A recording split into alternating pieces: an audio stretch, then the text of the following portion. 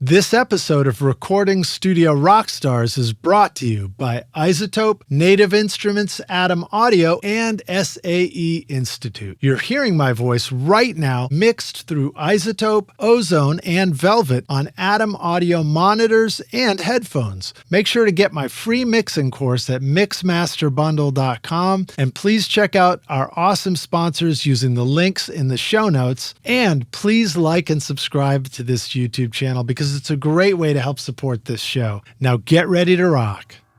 How do you build a DIY ribbon mic? I mean, I got into the DIY stuff in the beginning because I didn't have the money to buy all the fancy stuff I wanted to have. And that was like right before Warm Audio and all those companies starting to releasing those clones. So I have a Blue Stripe 1176 from Hairball Audio that I built. I built a couple of LA3As, some SSL bus compressors, like U87 mics, FET47 mics. And then I found some stuff about building ribbon mics. And I thought that was very interesting because you actually make the whole microphone. You don't buy parts and just put it together.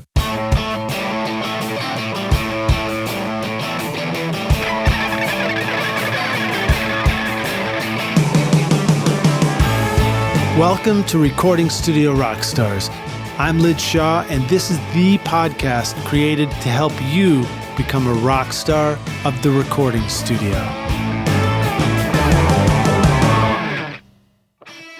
From synths to strings to studio guitars, Complete 15 has it all. Native Instruments' flagship bundle gives you everything you need to create pro music in any genre, with cutting-edge instruments like Contact 8, Massive X, battery, guitar rig, and session guitarists for lifelike electric and acoustic guitar parts. Use our code ROCK10 for 10% off at nativeinstruments.com or get started with Complete Start totally free.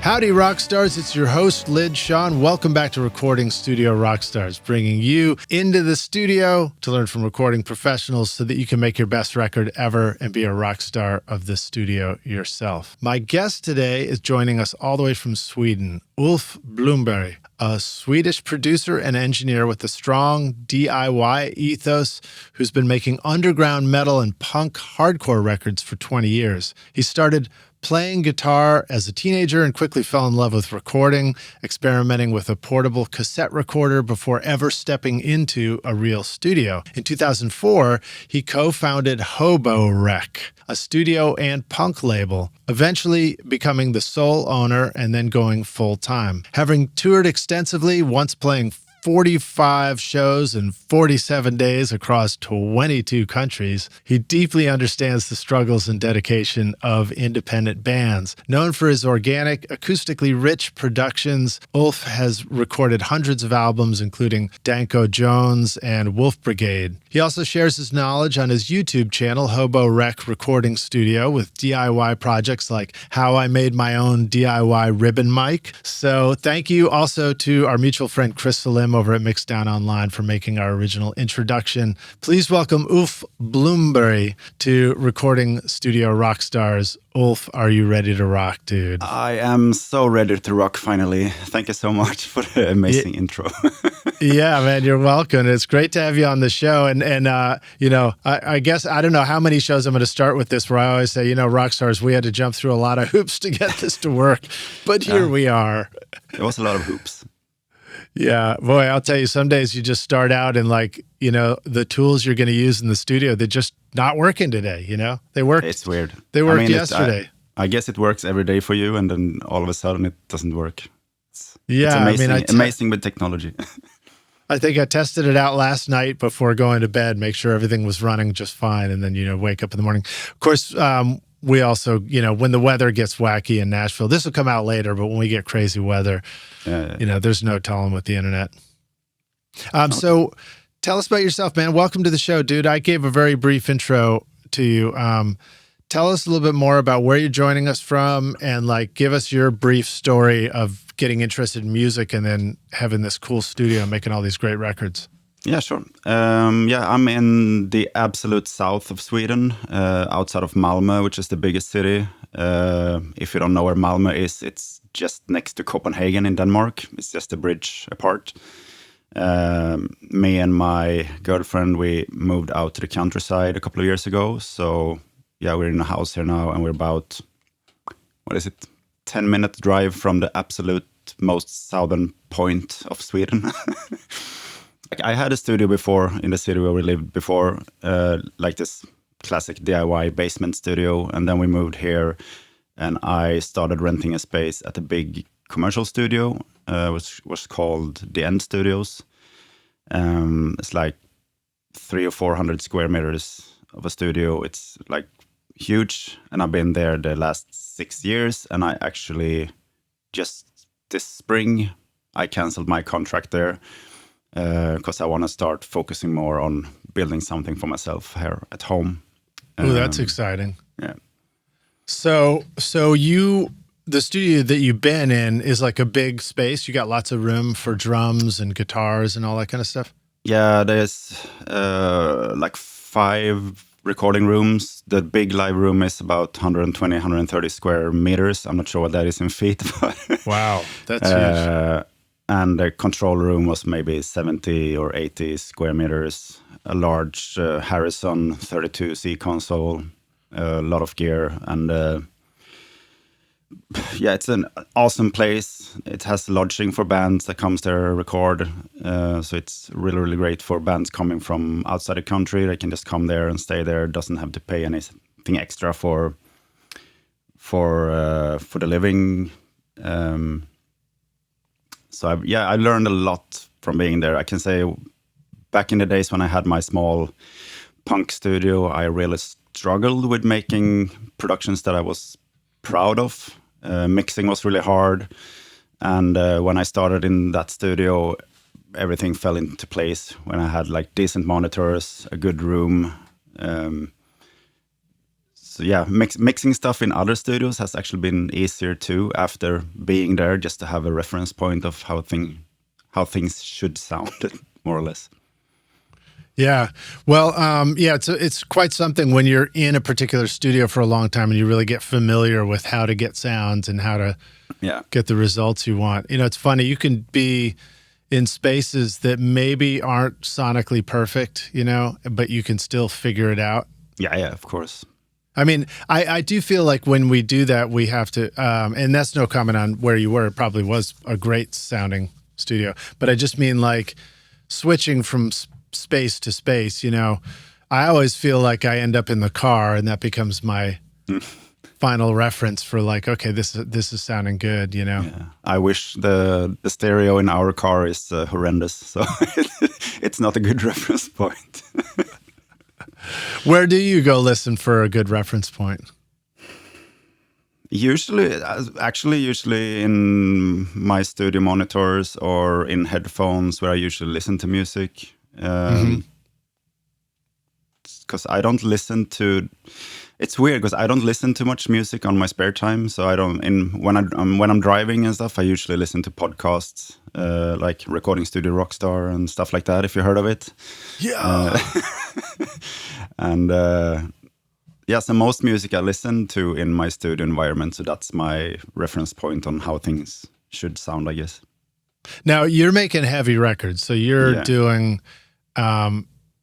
It's you know, it's not really metal, right? I mean, some of it is it's got that scream vocal. So I don't know if there's a word that describes the style. What my specialty is like where punk and death metal meets. Okay, so death metal would be sort of the description of that. Yeah, too, more like the old school Swedish stuff, like Entombed. So everything that came out of that, like the band Wolfbrigade that I did an album with, they are very much into that genre where you mix death metal and like crust punk. Other than that, I just like to do things that has like a dark vibe. Even if it's not metal or punk, I like it being dark and very organic productions. So I tend. Hey, we might be getting a little bit of wind on your microphone. Just heads up. Sorry. And so, yeah, I agree. I mean, like listening to your playlist, it's really powerful and it's really heavy. But it also reminds me more of a quality of sound that I would hear coming out of electrical audio in Chicago, for example, you know, Steve Albini, and a real appreciation for like room. Room and natural tones. Yeah. And also, I mean, I was going to ask you this, but I'll just jump in right now. My instinct tells me that you're probably not using digital amp simulators for records, but you're using real amps. Is that accurate? For the stuff I record, I basically don't use any amp sims. When I do mixing for remote work, sometimes I do. It depends on the budget for the mixing, and also like when making the sounds, when recording, I think it's much more creative to do it with amps and stuff like that. Yeah. But when I'm mixing, I don't really have what do you call it, a pride in anything. It's just whatever gets me the sound I want. But my reference point is at working with real amps. So if I feel I can use a plugin to achieve that in mixing, it's fine with me. Yeah, I think when you use the word pride, probably thinking of ego too, Yeah. you know, like having an ego about it. Yeah, I agree. I think that's smart to just use whatever tool you need to use to get the sound that you're hearing, you know, to go for it. So when you talk about mixing and using an amp sim, maybe describe what that means. What is that process? How would you use that? How would that come into play? The amp sim? Yeah, how does that become part of the process in a mixing setting? I mean, usually when I get stuff to mix, I get the mic'd up cab and stuff, so I have the original guitar sound.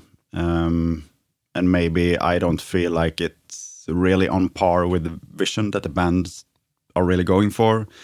So usually I keep the sound that they recorded, but then I just reinforce it a little bit with something. And sometimes I do proper reamp, and sometimes I just throw a plug-in on it to call it a day. If it sounds good, it's good. I mean, that's the oldest cliche, I guess, but... How does that work, though? Do you just take the amp recording that they send you and feed that as an input to the amp sim? Oh, you mean like, yeah, usually I get a DI. I ask bands that if they approach me before they record, I always ask them to send me a DI too, just as a safety measure. But it has happened that I reamp already amped guitars too. I think I've tried that in the past, and sometimes it works and sometimes it's tricky. Yeah, right? it's a hit or miss. Because it doesn't really sound quite the same as the actual guitar input going into an amp. If you blend it with the original sound, you can get some useful stuff. But yeah, it can be tricky for sure. So when you record guitars in the studio, do you typically always capture a DI at the same time? Usually I don't, because I like to make decisions. And like when you have the band in the studio and record, I like to make a decision on what we're going for, and that way they can't like change the vision afterwards and going for something else, which has happened too, and then I regretted it. Yeah, it's weird. When you're doing, have you found that using a DI before an amp affects the sound of the amp also? Yes, it can, but I don't think that's a problem, because everything you do affects the sound, so I'm not really a purist in any way. Like if that makes it different, then you just keep tweaking it to make it sound the way you want. That's how I like approach you it. might, like plugging it into the DI before the amp might change the high frequency in the amp, and then you just adjust it a little bit again until you get it back to where you want. Yeah, I think that makes sense. I mean, there are times where you can find yourself sort of feeling purist about sounds, but it's true, when you record it, it's sort of a different thing by the time it hits the mix. And there are times where I hear a guitar that goes through all kinds of pedals going to the amp sounding way better than the guitar that just went straight to the amp. Even though, you know, as a guitar player myself, sometimes I plug straight into the amp and I think, oh, that's a much better tone. I can hear the way it's responding to what I'm doing. I mean, I think for a purist guitar player, I think it can be a bigger issue if you like do all these things and you feel like the sound doesn't react the way you're used to, or if you have your amp and your guitar and you like have an expectation on how it's going to feel to play it, and if that gets altered, then maybe it can be tricky for that player. But usually the people I work with are not that anal about stuff, if I'm allowed to say that. Sure, yeah, here we can swear or say whatever we want on this show. This show is not a safe space. So let me see. I mean, it's about rock and roll after all. Yeah. So you're joining us in Sweden right now, and of course, this will come out in the summer when everything's nice and warm. So where I am right now, it's like incredibly dry because we just got hit with the snowstorm. Oh, yeah. So it's always fun for me to hear things like in different seasons, you know, where you're like, oh, I'm so glad it's warm now. But where you are, it's like heavy winters. Not here. Or I not mean, necessarily. we're in the south of Sweden, so we don't see much snow. There's ice interesting. on the lake outside here now because it's been cold for a couple of weeks, but it's rarely below freezing point in the winter. Oh, fascinating. Okay, it's a little more like Scotland or something like that. Yeah, maybe. And then, if you just go a couple of hours north, it's totally different. Do you ever feel like, I mean, now that I think about Scotland and, you know, you're across the North Sea there, I think, correct me if I'm getting my geography wrong, but do you ever feel like there's an analogy between like the Viking adventurer and your approach to music? Oh, I mean, I did just see you in Los Angeles at the NAMM show. Yeah. Not long I actually ago. never thought about it that way. I was never very interested in Vikings because like in Sweden and maybe Europe overall, like doing rock music, mixing with Viking stuff can be a little bit problematic for some. There are some bands can pull it off, but usually it gets a bit weird. Is it like dressing up like Santa Claus to go to music or something? More like it's tends to get into nationalism and stuff like that. Right. Okay. All right. All right. Well, so one of the questions I like to ask guests on the show is to share either an inspirational quote or just talk about, you know, somebody in their music that really inspired them. How does that apply for you? I mean, I'm aware of your interest in heavy music and in you know, where death metal meets punk. But what are some inspirations for you, or what about just your original interest in music? Has it always been aligned in this genre, or have you like been interested in all kinds of things?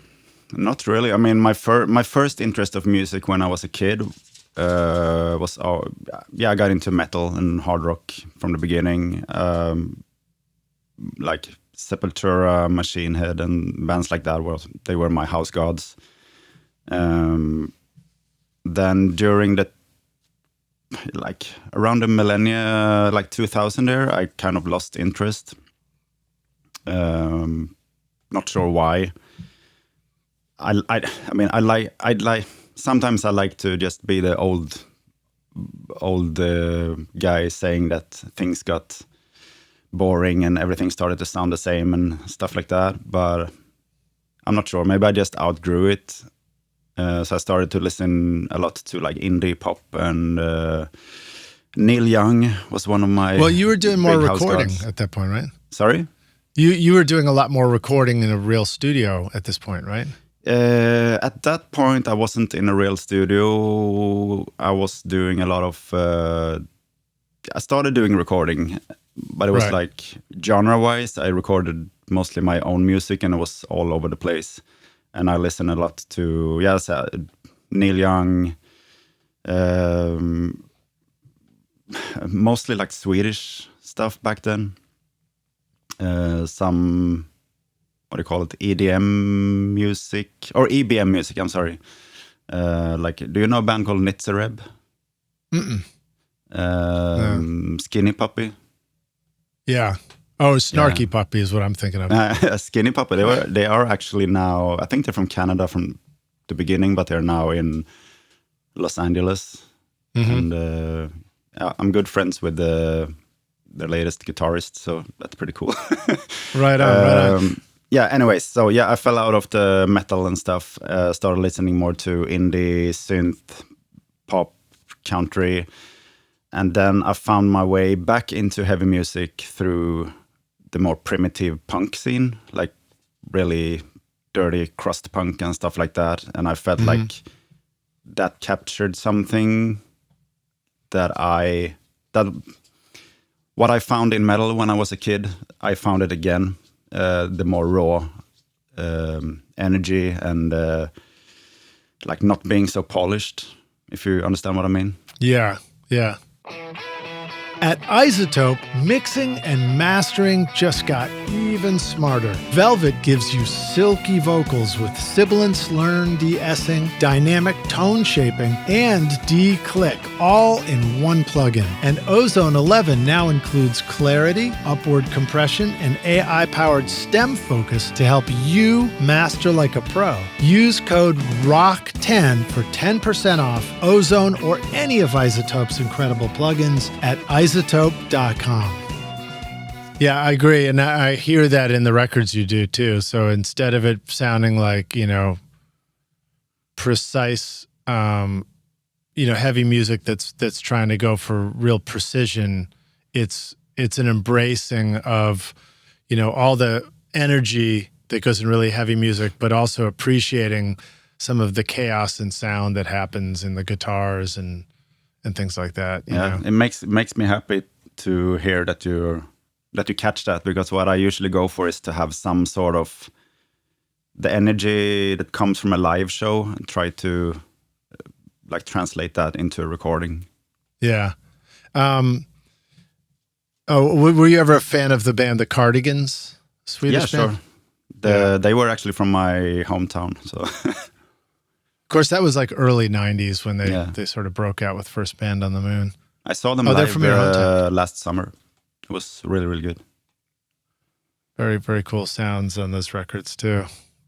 So let's see, what was I going to ask you about that? So when you're recording now, I know you were talking about getting interested in different genres, and I felt like I noticed, I came into the recording and the music being interested in a certain kind of music, and I didn't care about any of that other stuff until I started recording more.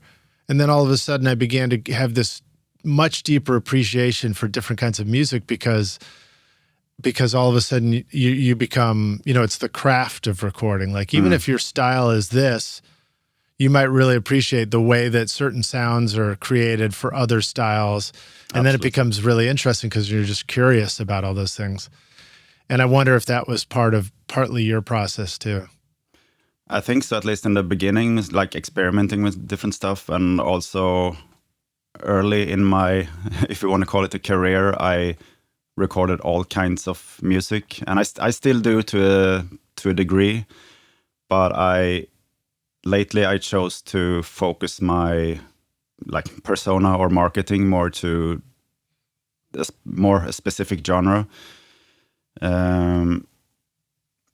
Let's see where I'm going with this. Well, what do you feel like the specific genre is now? The more anything that goes drum and guitar based, should be dark, kind of dirty and organic. Punk meets death metal.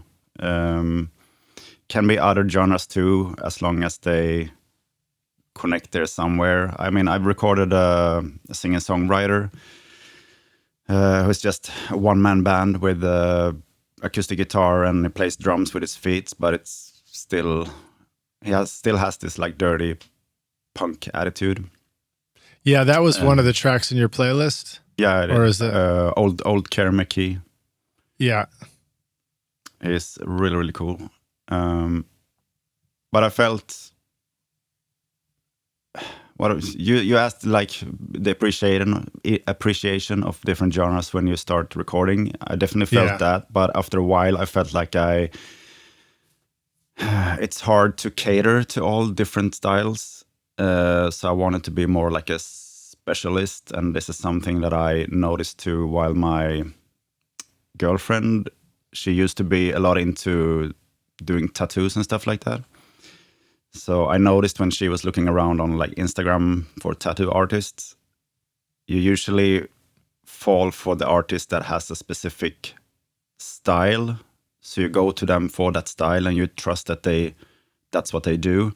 If you find someone that just does a little that, and it's decent on everything, it's harder to trust, I think. I think it's more trustworthy to be more niched in something. Yeah, I think that's good advice. And it's also because I'm not particularly interested in all genres. So even if I can do it technically, like getting the sounds, I'm not really a good person to give any feedback on performances or structures of songs and stuff like that. So yeah, I rather recommend someone who is good at it and then just take work for the money. Yeah, it's interesting. I guess we can have these two things where you could be curious about the craft of certain sounds because you're just expanding your paint color palette for making music yourself, but it doesn't necessarily mean that we need to go try and make all those different kinds of records for clients because to your point, when you focus on something so much that you become an expert at it, then people will they'll recognize you for that expertise and they'll want to come work with you because they think you really get that one particular sound that they love. That's what I'm hoping for, at least. I think that's the way it works because these days I think the productions are going much easier and we're usually on the same page from the start already. I feel like that's advice that I try to give to interns and young people when they're asking me about stuff they want to do. And I've said it on the show before, but just this idea of, and I'm trying to give it to myself, to be honest, too, which is if we really just embrace the things that we love and like who we are and what our interest is, I feel like we're more likely to make a much better quality version of that thing. Absolutely. And when we make a great quality version of that thing, then other people will think, wow, that's awesome. I want to, work with you because I love that thing you do. I mean, it can still be very varied and everyone has different, inspirations from different areas. So it's, the field is pretty wide anyway, I think. Back to that part of the question, the inspiration for you. Do you have more thoughts about people, producers, engineers, studios that really inspired you to want to make records? Did you have any mentors starting out? I was really bad at having mentors at an early stage. I was mostly in my own room trying to figure things out. And I know now that there was a really good forum that was called the Andy Sneap forum for people that wanted to learn how to produce really good metal records. You got somebody. Is it the dogs? Yeah. And you gotta have a studio dog in the background, right? Absolutely. I missed the whole Andy Sneap forum stuff because I never looked around for it. I was just trying stuff in my own room. So I'm kind of, one part of me is a bit bitter now that I didn't know about it. It feels like I could have learned much quicker. But on the other hand, I think I developed more of my own style, maybe, hopefully. And And other than that, I mean, 3 big mentors that I've had, not personally, but inspirationally, would be Sylvia, Massy, Steve Albini, and probably Kurt Ballou. Yeah, they're great. I haven't had Sylvia on the show yet. I keep trying. Maybe she'll join us here one time. But Kurt came on the show and we talked about his studio. He's up in Salem, Massachusetts. Yeah. And it's just great sounding records. And some similar stuff I remember talking about that I'll be asking you about as well. But before we get there into some of the weeds on recording, share a story about like an important failure for you. You know, you've figured out how to make some great records, but where did you ever have a nightmare in the studio moment, or where did things just really not work out the way you expected? I mean, a big horror story for me. I don't have that many horror stories, and I don't think it was. Most issues I ran into is probably because I haven't put up enough boundaries. Just trusting that everyone is going to want to be efficient and work in the same direction. So, and also trusting bands when they say they have a reference for the sound that they want, and they give you all those references, and you think, oh, that's cool. And then when you send them the mix, they want something completely different. And that has happened a couple of times. And the worst one was I was in Portugal recording a band. I was there for like 3 weeks. Everything went good. I came home, started mixing it, and I asked if they wanted to hear something like work in progress. Just send them one song to see if we're on the same page. But they no, we trust you, it's fine. And then they came to Sweden to sit in for the final mixing days.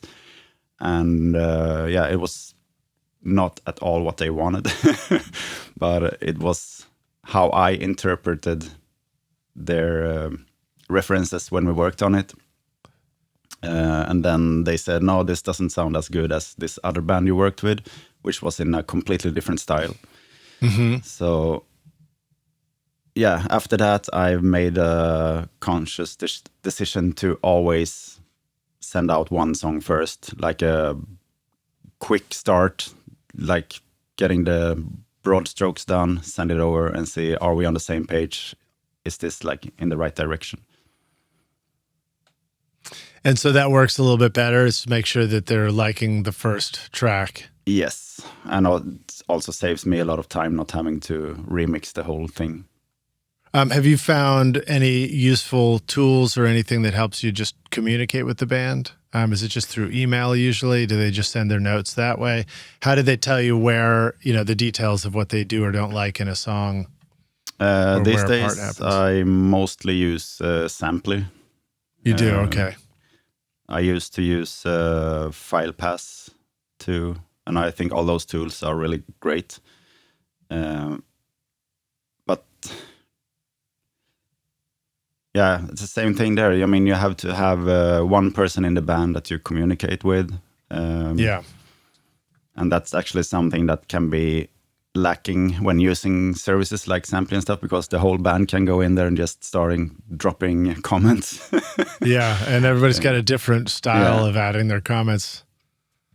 It's hard sometimes when I'm doing comments on my own stuff too. Sometimes it's hard to accurately turn on and off the timestamp. So sometimes I just want to make a comment that's like the whole, generally speaking, and sometimes I want to make a comment that's like specifically right here, this sound. I think that's right here. It's benefits and drawbacks on all techniques, I guess, because sometimes if you're getting a mail with just bullet points, sometimes I can like that a lot more, because then you have a overview of everything, so you can just skim through it and see what are the big parts. Because in like FilePass and Samply, you only see one song at a time, and you have to actively go in and read through everything. And I have a project that was just doing a remix on, where the project was delivered through Samply. So Rockstars, if you haven't used Samply, shout out to them. It's awesome. It's a cloud service. You can just upload the mixes into a project, which is like a folder, just called the project. It'd be whatever you're working on or the record.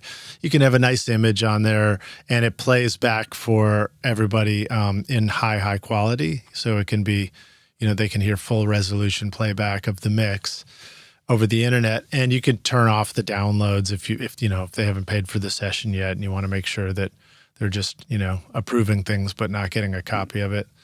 So you have that control, and then there's the comment feature. But with this client I was working with, I send it that way, but he still sends back an email, and it occurs to me that might be just as useful for somebody. It's like you can play, because it'll play in a browser. You can play the stuff, listen to it, and then just hit pause and then go over to the email and start, adding to your list of notes. And you can still put in the timestamp numbers because you see it on the playback in Samply. So I think that's what he was doing. And that worked great, because I agree with you. When I'm doing my recall mixes, it's nice to just sort of see the whole list. It's nice to be able to check things off too. Sometimes I'll put them into a document or something so I can kind of X them out as I go. Yeah, I do it too. If I get it in an email, I put it in Apple Notes, and you can make those checkboxes. Right. I just check each one as you did it. And for tracking the time, I usually mix all the songs of an album in one long project. So to be able to get to the right time, if you have Samply, if you have the timestamps, or if they send an email and they write exactly what time they're talking about, I usually I make an event that are as long as the song, and then I just scale it down, and it says, you get the time of how long that part is, and then you're on that time in that song. Oh, that's interesting. So an event you're mixing, are you in Pro Tools or are you in something else? I'm in Cubase. In Cubase, or an event would be like some kind of block on the like the track. It can be an timeline. audio file or a MIDI event or whatever. And you just trim it until it sort of tells you how long it is. Exactly. That's cool. Yeah, I've been using with SoundFlow. That's for Pro Tools, right? Yeah, the Andrew Shepp's time offset plugin going for that, and that's really handy. So I can open up my Pro Tools session, go to the 0 start of the song, and then just hit, 0 reset on the Andrew Shepp's time counter window, and now that starts from 0, and then I can just type in whatever time I want to go to, which is handy. And then the other way I would have to do it would have been.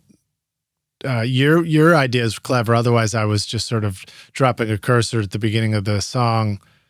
And the reason why we're discussing this is sounding so complicated, Rockstars, is because a lot of times the beginning of the song, as far as, the rough mix that you've sent out or the mix that you've sent out, doesn't start from absolute 0 in your session.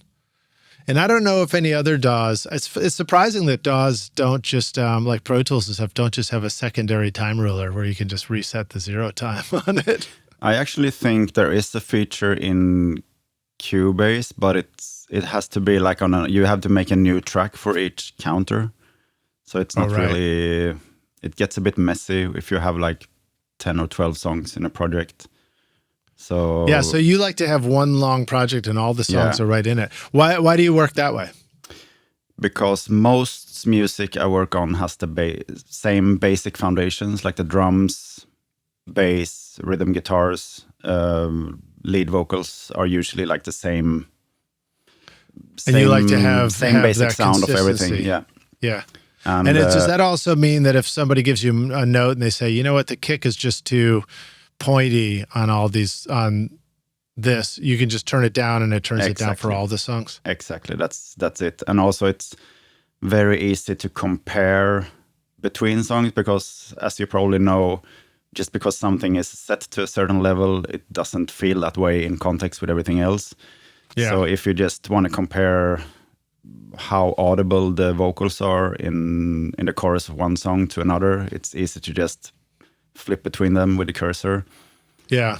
And also when I'm done with mix revisions, in Cubase you have something called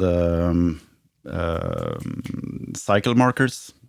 So I can make one cycle marker per song, and then I can just export, and it can export all the songs in one go, and it will export them in different files. That's handy. So I can go for a walk or something while waiting. It's funny how those little things can make such a big difference when you're making records all the time, just because the time savings. Dreaming of a career in audio or the entertainment business? SAE Institute Nashville, in the heart of Music Row, offers hands-on programs where you'll learn on professional-grade gear with industry pros, learning through real projects, not just lectures. Explore studio production, live sound, audio for film, and a whole lot more. Or take the entertainment business program to learn about contracts, promotion, and more. With diploma, associate, and bachelor's programs, there's a path for you. Book a tour today at nashville.sae.edu or call 615-244-5848. Now, how about for you? You talked a little bit about a possible failure or a nightmare, but how about a moment where you sort of had your light bulb go off and you're like, this works, you know? I got it. I know what I want to do. I mean, I guess for you, partly it was that idea maybe of deciding I'm going to focus on just one genre and try and get really good at it. Yeah, that's it. That's one of it. And the other was probably when I started working at that bigger studio, the End Studios, just knowing that the live room was really good sounding, and what I was hearing in the control room was like, I could see and feel the sound being the same, so everything translated, and that connected something in my brain. So when I did recordings there and took it home to mix it, I had a much better appreciation for what I was supposed to do with it compared to what I've done before in my old studio, where the acoustics of the control room was really, really bad. So I did recording decisions there based on a bad control room. And in this case, it just felt very transparent and very nice, more or less. So yeah, it became very easy. Cool. And then this is another question that I have written here. It's just, well, the question is just sort of general sounding. It's like, how do you like to serve others through your recording? And I guess specifically, you know, how that might pertain, since you're working with bands and you're interacting with these bands either in the studio or you're mixing for them. What are some of the ways that you try to really make them have an experience of just a great experience? I've heard from bands that I work with that I make them very comfortable in the studio, and they usually don't feel stressed, and I make everything work very efficiently. I've heard it so many times, so it has to be some truth to it. Right. And I think that's... when I was younger, before I realized I could actually work in music full time, I started studying to become a high school teacher. So I did some work at high schools, and I think that experience might have helped me a little bit, being what do you call it, pedagogics? Is it called pedagogy? Yeah, pedagogy. Yeah. And I'm also pretty what is it called in English?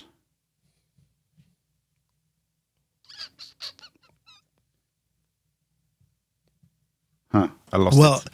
It's funny, you know, you talk about the high school teacher thing. I mean, it makes sense. It's an understanding of how to work with a group full of people, and make everybody feel relaxed and comfortable, and, you know, bring out their best, hopefully. But it also sort of, funny enough, sort of implies that these are kids that need to be like, you know, wrangled together. Yeah, it doesn't matter if they're 20 or 40 or 60. It's the exact same thing. Yeah. And I'm actually surprised how easy it is to work with most bands, because most bands consists of people that are pretty weird, to be honest. I understand completely. What do you think it is? Was the word I was looking for before. Diplomatic. I'm pretty good at being diplomatic and make people work together, I think. And I think that's what I'm bringing to the table. And I like to get some inspiration from Sylvia and Massy, of course, just to make a recording experience something more than just documenting sounds. So actually being able to try at least to get some time to do some experimenting and do some stuff to recording that makes it feel like something more. Like, for example, I had a metal band that had this really boring pre-recorded church organ intro for a song, and I just felt it didn't really do it. So I contacted the local cathedral that was actually built like 1100 years ago, and they have like this big ass organ. So I contacted them and asked, can we come there and just record this organ intro? And it was a big project because they wanted to know that it wasn't any like satanic music or anything like that. Right. And it was, I had to go at like 3 meetings, but eventually I managed to come there. I had the local. You're like, listen, I know you might not understand the sound of the music, but the message is really positive. Yeah. Yeah, but I managed to pull it off, and it was really, really cool. Could we hear a little sample of the music? Sure. It goes like this. Hopefully that translated. So you heard it. But really, we're saying, "Mom, I love you." That's the lyric. Oh, that's funny. Yeah, that's fun when you get to do stuff like that. What I'd love to hear more examples of ways that you make it feel like it's not just a boring document of the band in the studio, but also maybe share, when you choose to do something like that. I mean, you had to have 3 meetings. It's an organ overdub for an intro, so obviously sometimes it can feel challenging maybe to put in that effort and get it. The weirdest thing was that this is like a schooled musician that is playing the organ, so he had to have notations for it. So I had to make the band print out papers with notations so he can play it. It was not like, I mean, I'm not used to work like that. Usually it's just, okay, here's the music, listen to it and just play something. That's great. But, is that one of the songs that's in the playlist? No, it's not, but I can probably add it. Okay, cool. So Rockstar, as a reminder, we have, as always, you can go scroll down through the show notes, and I've got a playlist there of Ulf's discography, so you can go, just selected songs, you can go listen to this music and see what we're talking about and see how great it sounds. Tell us about your studio. We'd love to hear more about HoboRec and also your studio puppy there. Tell us, who's this? Who are we meeting? So my studio now is, this is just a room in the house for now. I brought a lot of stuff home after quitting the studio I used to work at. And while I was there, I had my old studio as a warehouse. So I had tons of stuff laying around there. And now half this house is a temporary studio, which is fine because my fiance is on board with that too. She's getting more into the production side of things as well, which is... And you guys make music together? Yes, we do. We have a black metal duo. What is a black metal duo? It's 2 people playing black metal. Well, you don't look black. What does that mean? How would you describe black metal? I think the origin is from the Nordic countries. I think Norway is probably the most famous for it. The first wave is probably in the 80s. Like, it was supposed to be very like occult, satanic, and provocative. And there's a lot of a lot of documentaries about the Norwegian black metal scene, how they like burn down the churches and everything. But then it kind of evolved into its own genre, and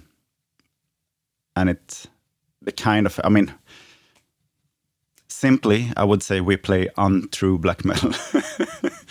It's like, if you're a purist from the 80s, 90s, you would probably hate the music we do. And we're not into satanic stuff. We're more into the topics of like human suffering, injustices. And we're also, both me and my fiance we're vegan, so that is also like, animal suffering is also something that gets brought up. That's interesting. I've been vegan now for 5 years, and I've learned a lot about, what it means when people are vegan for the animals and for animal suffering. And I think one of the most fascinating ideas that I learned from my ex-girlfriend, from Chrissy, was this idea of what we do to animals, we ultimately do to people. So if we, in the society where it's just, this is going to be controversial for many of our listeners, I'm sure. So bear with us, everybody. But just thinking about the concept, in the ways that we treat animals, we also treat people. So cages for animals, jail cells for humans, war and killing and stuff like that. It's a fascinating thought. It's a fascinating way to think about it. And I'm all for a world that is very positive, Yeah, we could probably do a whole other podcast about that topic, but that's not audio engineering. So. I'll connect you with Chrissy. Actually has a vegan podcast, so you guys can go do a deep dive on that if you want. Talk about speciesism and stuff like that. Talk about what? Speciesism. Like speciesism. Oh yeah, you guys will have a field day. Like how people wouldn't eat a dog, but they're totally fine with eating a pig. Right. That's a different. Well, is it different? I mean, we have the same kind of distinctions of things in music all the time. We're like, I'll record, this guitar through this amp, but I would never record that guitar through that amp. So there's we definitely have taste and our ideas about what's the best way to make records.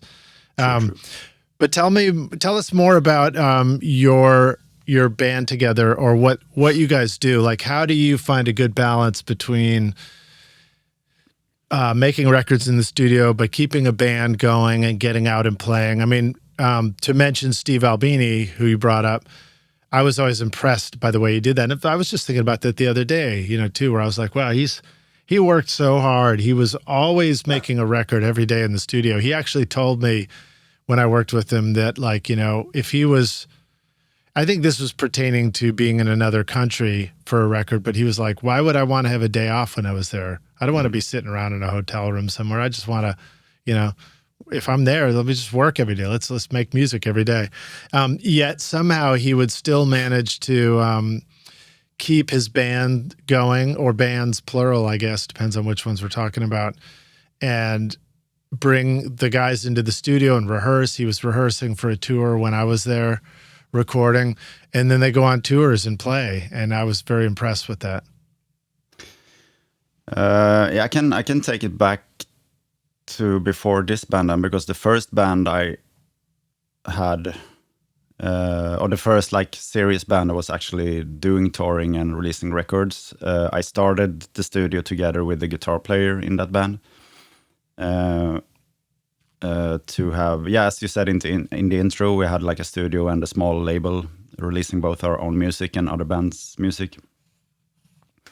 And that's where I kind of started taking music seriously. So I think we released like 4 or 5 albums, bunch of EPs, played shit tons of tours through like mostly Western Europe.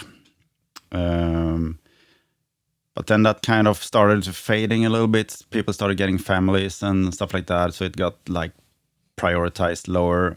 So I lost interest a little bit, and then I joined another punk band that I met while recording another band. I recorded a band in the studio, and one of those guys were starting a new band with the sole purpose of touring. So they needed someone. At first they needed a guitar player, but I ended up being the vocalist. So we did I did a tour in Eastern Europe, as you said in the intro too, 45 shows in 47 days. So we started in Sweden, drove all the way down through Eastern Europe, down to Turkey, and up again through Bulgaria, and we played in Belarus, Ukraine, Russia, all those weird countries.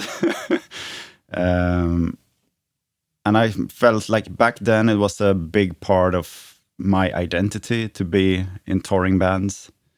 I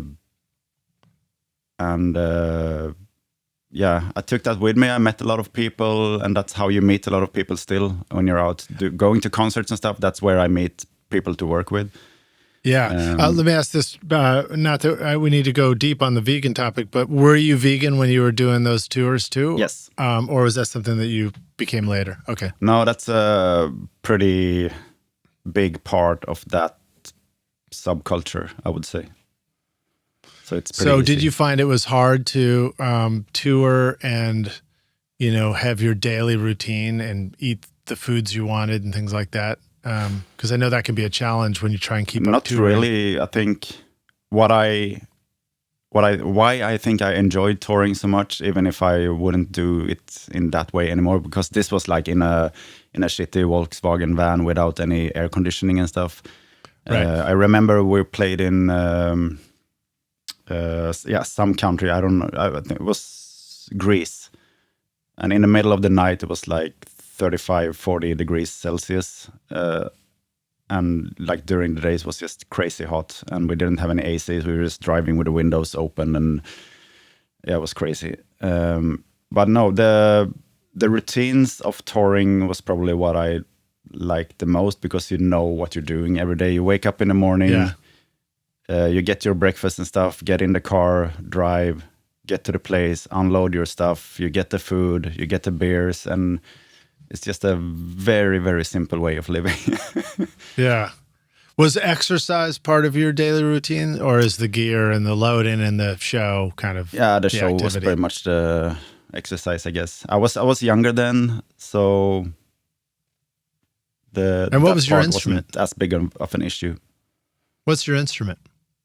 In that band, I was doing vocals. In the band I have now with my girlfriend, I play guitar and drums on the recording, but I'm not a good drummer. So live, we're obviously not two persons. We have a live band with us. So yeah. So are you doing the scream and vocal thing? Yes. What is it? What do we need to know about that as far as the mic for a screaming vocal? How do you what's the right mic to use for something like that? Just for live, just any good dynamic mic, I guess. Recording, it depends on, everyone is screaming so differently. Sometimes a dynamic mic is the best choice. Sometimes I like darker sounding condenser mics,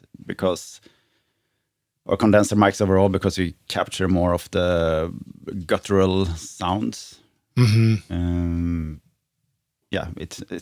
It's the same as with any other singer. Depends on the singer and what kind of sounds they are doing. Because some screaming vocalists has really good technique, and they ain't very loud.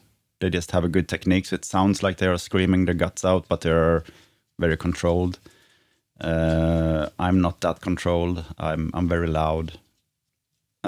Same with my fiance. She's doing vocals in our black metal band, and she's also very loud.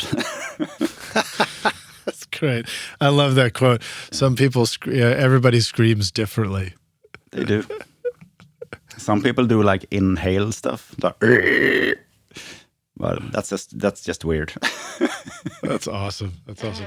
You don't need to play guitar to sound like a pro. Session guitarist from Native Instruments delivers hundreds of lifelike guitar performances, both electric and acoustic, right inside Contact. Whether you're laying down rockin' electric riffs or warm acoustic beds, you'll get 154 electric guitar patterns and over 250 acoustic guitar grooves for strumming and fingerpicking, all grouped into song-ready presets. Dial in recording quality tone with built-in amps, cabinets, mic modeling, and effects. You can drag and drop MIDI into your tracks effortlessly, then tweak tempo, tuning, and feel to fit your song. And with new session packs on the way, you'll never run out of inspiration. Visit nativeinstruments.com, use the code ROCK10 for 10% off, and bring full guitar performances to your next track. No more blisters on your fingers.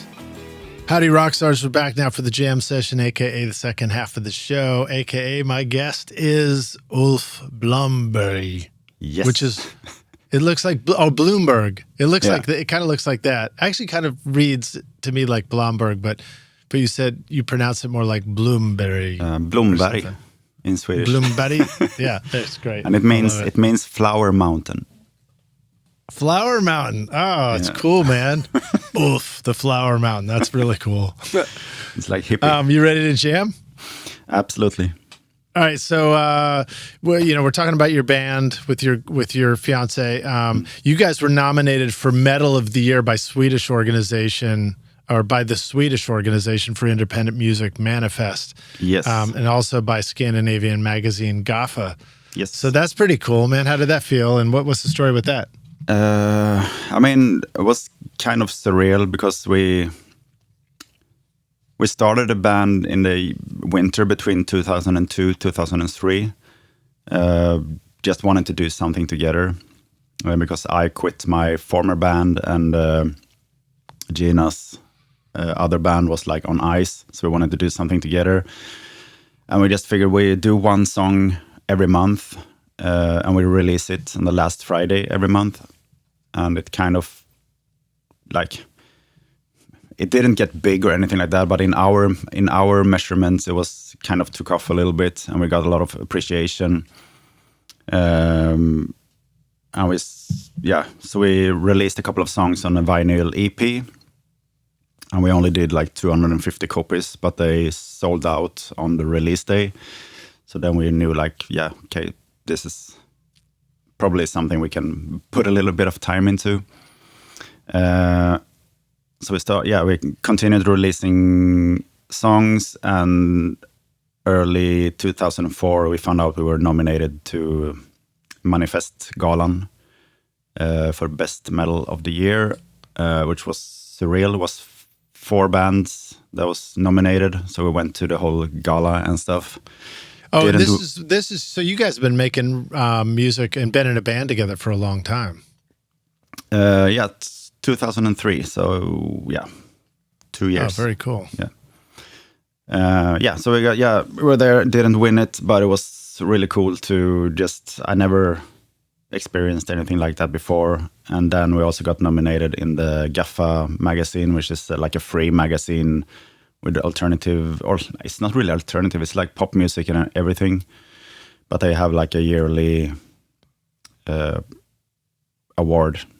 So we were nominated for that too. And actually, since I put that information in your for you, we actually got nominated this year too, but we didn't win. Right on. We didn't win this year either. So Congrats 2 years in a row, we got nominated. That's good. So it's a good encouragement to keep entering contests with your music too. Keeps the we never entered anything. We just found out through the news. That's great. That's great. Okay, well now you're building your new studio. You were in a big space. I'd love to talk to you about what it's like to record in a big space, but since we're talking about your new studio, maybe talk about how that's going to be different, and describe what it's like to record in the big space in the context of how you're going to bring that into a smaller studio space if your new studio is smaller. Yeah, it's going to be smaller for sure. Yeah, and so like, what do you think that will mean for you with different sounds and ways to make records? The bigger studio where I worked, it was constructed to be able to record like small orchestras. So the room was really big. It was very high ceiling. It had a couple of different ISO rooms. It was very convenient recording bands because even if you don't necessarily record a full band live and keeping everything, you can have everything rigged. So all the mics on the drums, all the mics on guitars, everything, they can play together or they can play one at a time. And if one of the band members gets tired, you can just move on to the next one. We don't have to like tear anything down and start like rigging the next thing. So that was a really big benefit, and also the fact of just having a big room where all the full band could be without like running out of oxygen. Or we also had windows with daylight, which was a big plus. I don't think I will ever want to work. Yeah, I will never work full time in a studio without daylight. You get all 3 hours in the winter of the sun being up. What about the and then do you guys get the, well, you're in the southern part, so maybe you're too far south, but do you get the long summer days too? Yeah, it's like, I don't know, 3 hours maybe where the sun is down when it's in the middle of the summer. Wow. So the sun goes up at like 4 in the morning, 3 in the morning, something like that. It's weird. It's amazing. And it stays up until close to midnight? Yeah. How does that change your daily routine up there? And how do you think that affects music and the way that shows and festivals and, recording happens? How is that all related? That's a good question. I mean, we have a good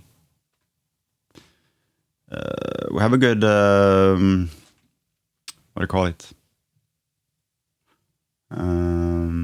Like, do you guys still operate on a this, what I, if I woke up at 8 o'clock here and started working at 10 o'clock, work till 6 o'clock, go to bed, midnight or before midnight or whatever. Is it similar for you all year long there, or does that change as well? We have, I mean, you do that too. Do you switch between summertime and wintertime? We do here. Yeah, the clock changes. Yeah. Same here, which is, I don't understand why we still have that. So that's, I guess it's the only thing to be able to have a bit more. I'm not sure which way it is, if we get more light in the evening or in the morning in the wintertime. I can't remember. Yeah, and then in winter is when school's in session, and summer is when school's out, right? Yeah. And so, exactly. When you're growing up and going to school, you're waking up in the dark every day?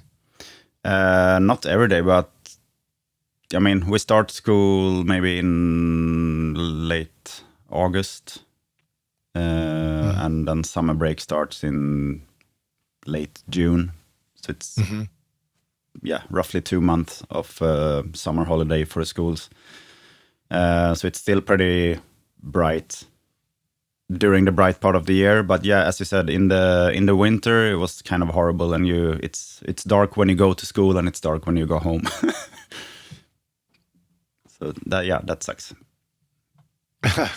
Well, I mean, studio life can be pretty dark too. We sort of have our own lights. Yeah, especially for working in a studio. Like the old studio I had in the basement, no daylight. So if I went there to work, it was dark when I went there, and when I came out, it was dark. So basically, like anyone working like a warehouse or something. I don't think it's good. It is tricky. It's tough. I mean, if we don't see sunlight, it affects us for sure. I know that life in the studio can have that challenge too. I mean, we get plenty of sunshine here in Nashville, so I just get out and do things. And when the weather is beautiful, I just open the control room door and just like have the fresh air coming in, which feels so good. That's awesome. And then, there's a lot of times where I'll just get up and go for a walk outside in the middle of the day for studio breaks. So it's probably pretty nice where you are now, right? You're out in the countryside a little bit. Yeah, it is, and it's southern Sweden, so it's not a lot of forest. It's just like open fields, and we have a lot of around exactly where we live. There's a lot of horse farms around here, so if we take a walk, we just can say hello to all the horses and stuff. And are you guys near water? You said there was a lake we nearby. have like a 7 or 8 minute drive to the ocean. Oh wow! Okay, that's close. Less than half an hour bike ride. And is it the kind of ocean scene where people would go swimming? Yeah, at all? It's like a sand beaches, and it's the in the summer. southern. It probably doesn't get very warm though, right? In the summer, it does. Yeah, sometimes it depends on the summer. We can have really warm summers, but sometimes it's not that great. Okay, so now with the summer and the sun, so much sunshine, what does that mean for music and touring and bands and festivals? Is there a lot of people outside all till late with the sun up? Yeah, I was gonna say that before. We have a good tradition of like music festivals and stuff in Sweden, but that kind of died out a little bit the last decade. But I feel like it's coming back a little bit in a new form. The weird thing, though, is the people attending festivals now is probably the same generation that did it before. So right. If we go to music festival, I was at one last summer where I saw Cardigans play, and like the audience is my age. And when I were at festivals as a kid, the audience was also my age. So I'm not really sure what the kids are doing, but they're playing video games. I don't know. Yeah. Okay, cool. So now let's talk about some of the ways that you would record in a big studio and then how you might bring that over to your small studio. So like you talked about plenty of room, the ability to set up multiple stations for different guitar parts or bass parts and not have to take it all down again. That's great. It's really cool. I mean, I try and do that in my studio and it's still very small. So it gets very crowded. And I was just tracking in there with the band and it is extremely crowded when we're all trying to play together, but it's fun, One of the challenges that I notice playing in the band this time is just how damn loud the drums are when you're right next to the drums, you know? So what about that? Like, what are some ways that you find that is manageable? But you also have very loud guitar amps and bass amps, I would guess. So what are the loud things and how do you arrange a session where everybody's comfortable? The drums usually don't feel as loud. If you're in a really big room, you don't get all the early reflections, and so it dies out a little bit, so it doesn't get that overwhelming. And like if I record a band fully live in the big room with the amps and everything, I know some engineers like to align the whole band, like everyone pointing in the same direction, so they have the drums and then amps on the side and putting screens. But I found a technique where I put everyone like in a circle and the amps pointing towards the drums, and take them up a bit so the drummer has the amps in a good height where he gets the sound, or she. And what I found is that you get very little bleed in the drum mics because all the close mics are usually pointed like towards the drummer. So the guitar amps hits the dead side of them or the null side. And how far away is the guitar amp in this situation? Let's describe the room. So the drummer's sitting at a drum set and the wall is like, how many steps do you take to get to the walls around the drums? Like three steps maybe from the back wall. So this big room is like what do you call it? Not a square, but it's a long Rectangle. Yeah. Yeah, So but it's not like a gymnasium size. I mean, 3 steps, you're not having to like run. It's almost a gymnasium size room, but not really. Yeah. So yeah, a couple of steps out from the wall, and then the amps are kind of the same distance from the opposite wall.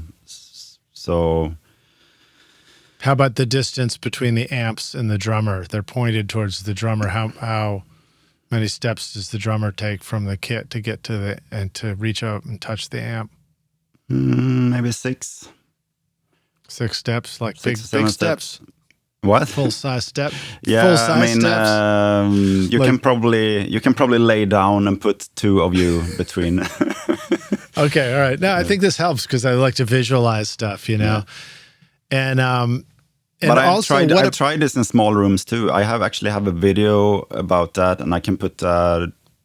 Did I send you the playlist with the YouTube videos? If I did that, I can put that video in that too. Yeah. Yes, we have the playlist with YouTube videos. Yeah. So I did a video where I explained this technique, but in a small room that is only like 25 square meters, and it works really good in that situation too. iZotope is truly amazing for mixing and mastering your music. Check out the new iZotope Velvet plugin featuring intelligent sibilance learn de-essing that automatically detects harsh frequencies, dynamic tone shaping with lift and tame controls, and transparent declick to clean up mouth noises, pops, and clicks, all in one easy plugin for polished professional vocals. And now Ozone 11 takes your mastering game even further with the new Clarity module for adaptive spectral enhancement, upward compression in the maximizer for increased punch without losing dynamics, and stem focus to process individual elements like vocals or drums with surgical precision. Use the code ROCK10 to get 10% off Velvet, Ozone, or any fantastic plugin at iZotope.com. Well, one of the things that I've noticed about shared instruments in a space and bleed, because we're talking about one instrument showing up on the other instrument's microphones, and is that a good thing or a bad thing, is that a lot of it has to do with relative volume. So if one thing's much louder than the other, then it sort of shows up in the other's mic and is annoying. Yeah. But if both things are loud, then it doesn't really show up as significantly in the other mic, right? Yeah, that's true. And also, like, as I said, when I have the opposite sides, the microphones pointed into the guitar amp is also pointed away from the drums naturally. Right. So you get a lot more of the guitar amp. So even if you don't have the amps super loud, they are usually very well isolated. And the little bleed that happens, I usually think that can help make the mix glue together. The bands obviously have to play good together, so you don't have to do any retakes and stuff. But if they play good together, it's usually really easy to mix when you have a little bit of bleed. Right. So this is a situation where you're like, you're not dealing with the bands. It's like, we need isolation so we can mute something.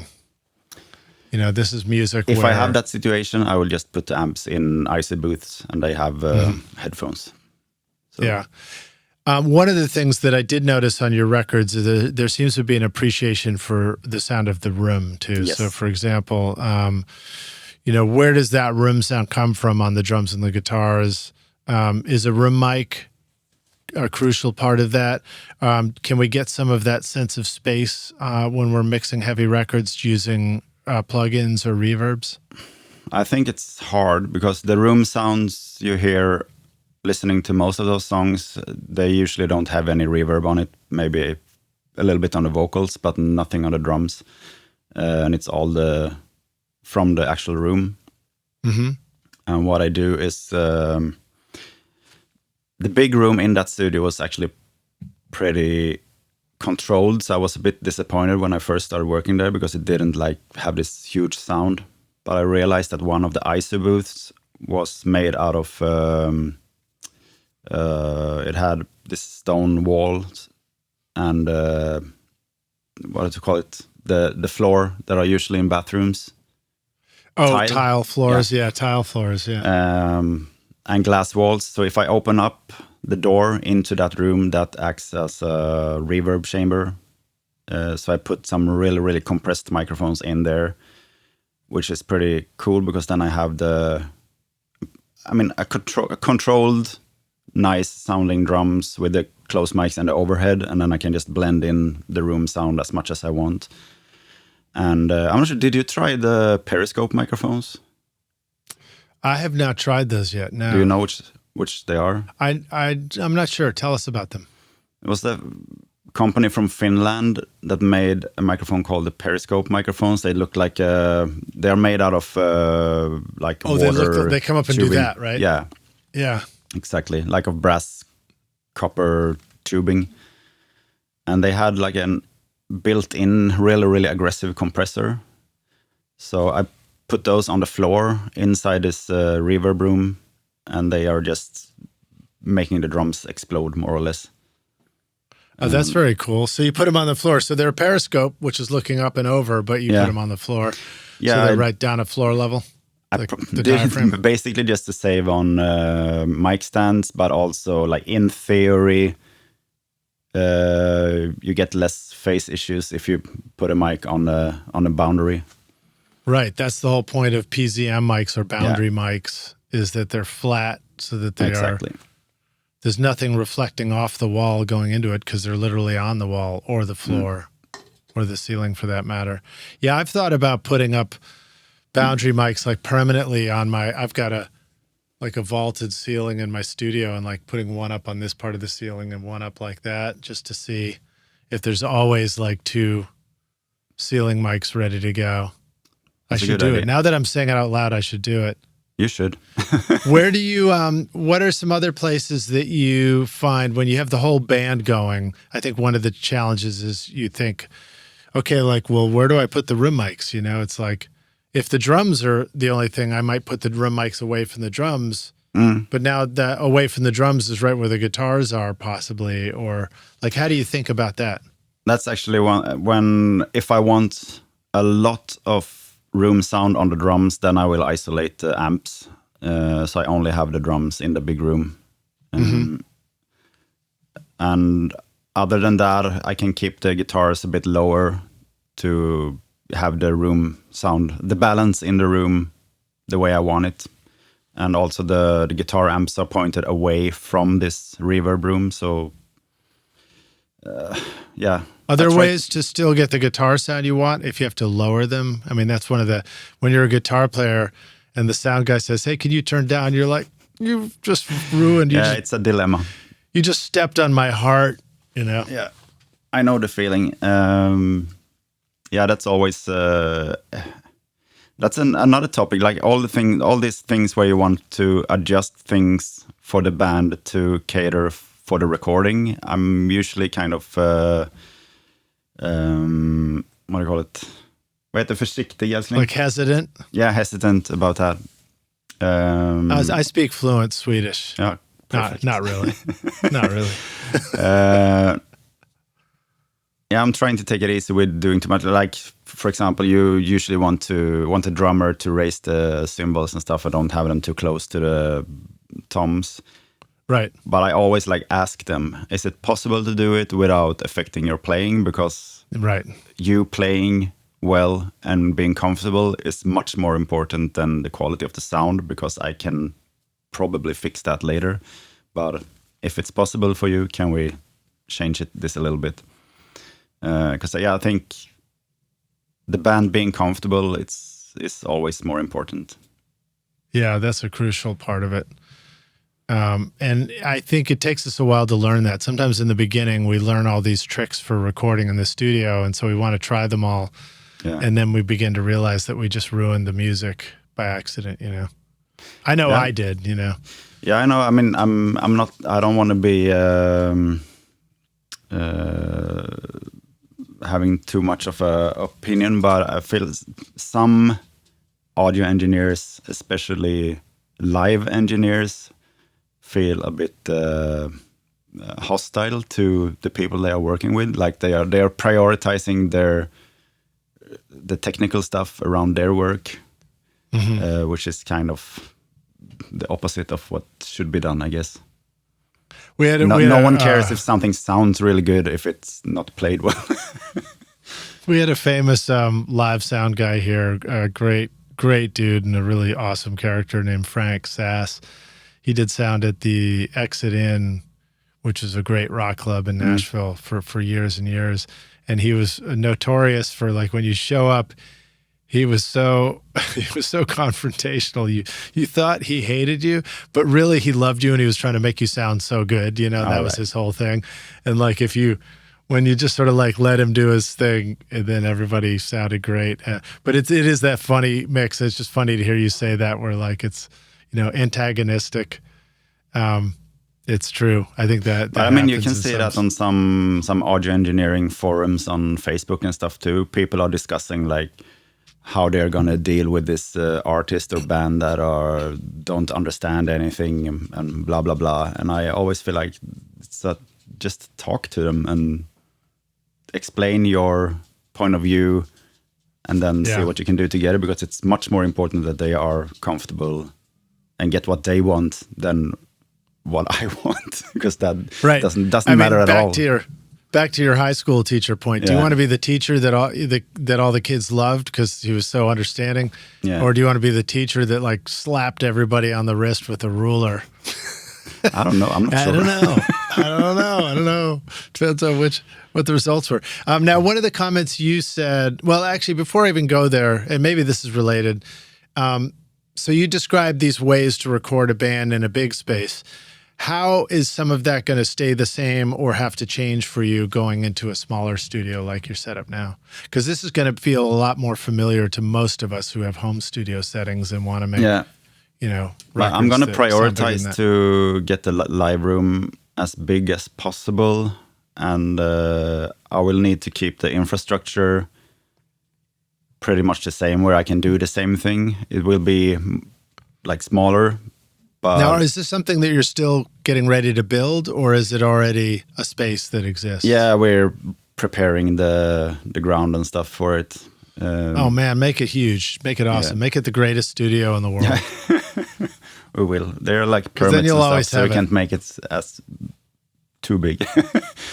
But and another thing that I'm also going to have is like, the lodging part for bands to stay here is obviously also an important detail too.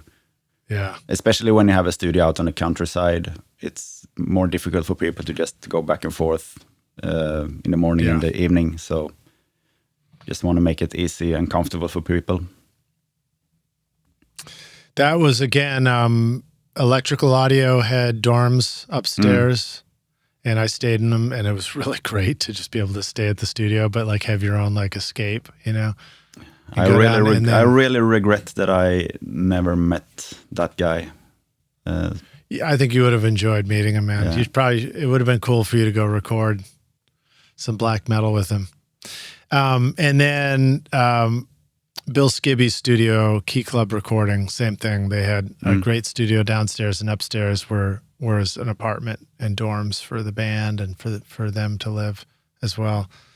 And it was very inspiring. And I always thought it would be cool to do that here. I mean, my version is I just turn every corner of the house into a guest room for my friends, and everybody's sleeping on couches. But how are you like still recording a lot of bands commercially, or? Yeah, but I don't have it's rare that I have somebody, sleep over, stay in the house in a guest room if they're everybody. All the musicians live in Nashville, anyways. Yeah, I might actually. I've got a session coming up where they may want to just crash with me too. But in that case, it's really just a friend asking if they could just stay over. That's nice. And. Yeah, I think it's cool to be able to do it where, I mean, I'm in Nashville, so there are all kinds of hotel options and stuff like that. So it's easy enough for people to find a place to stay.